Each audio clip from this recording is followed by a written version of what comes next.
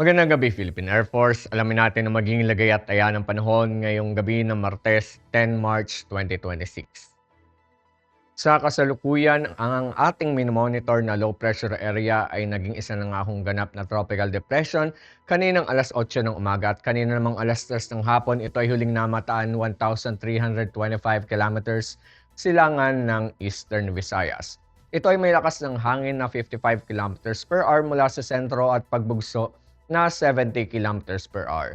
Ito ay kumikilos na mabagal north-northeastward palayo ng ating bansa at ng ating Philippine Area of Responsibility. Ngunit dahil pa rin dito yung trough or yung extension nitong tropical depression ang makaapekto pa rin dito sa eastern section ng Visayas, ganun na rin sa Mindanao. Samantala yung ating northeast monsoon naman o yung ating hanging amihan ang patuloy naman makaapekto sa Luzon.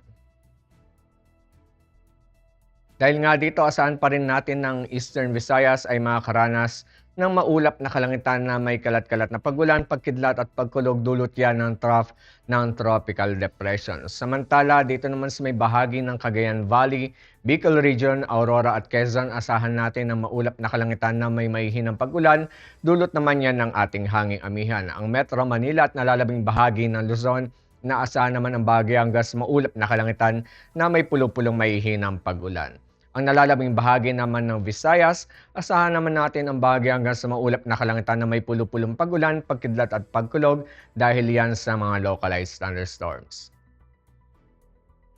Para naman sa Mindanao, ang Northern Mindanao, Caraga, Davao Oriental, Davao de Oro, Sulu at Tawi-Tawi ay makakaranas din ng maulap na kalangitan na may kalat-kalat na pagulan, pagkidlat at pagkulog, dulot yan ng trough ng ating tropical depression. Samantalang nalalabing bahagi ng Mindanao, inaasahan naman ang bahagi hanggang sa maulap na kalangitan na may pulo-pulong pagulan, pagkidlat at pagkulog.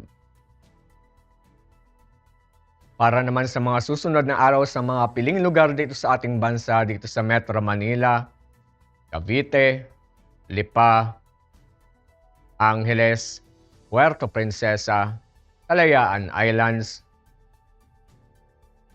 Mactan, Zamboanga at Davao sa darating na Huwebes hanggang Sabado, asahan natin ang bahagi hanggang sa maulap na kalangitan na may pulo-pulong pagulan, pagkidlat at pagkulog.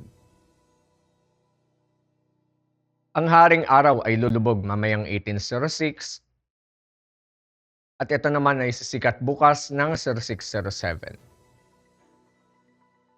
Para sa ating moon illumination, 58% decreasing.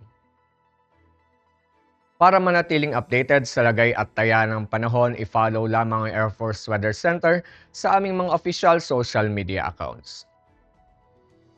Yan lamang po yung latest update mula sa ating lagay ng panahon. Sa ngalan ng aming commanding officer na si Colonel Alvin John Cugador, PAF GSC, ako po si Staff Sergeant John Altisal Cipuedes, Philippine Air Force, Weather Forecaster ng Air Force Weather Center.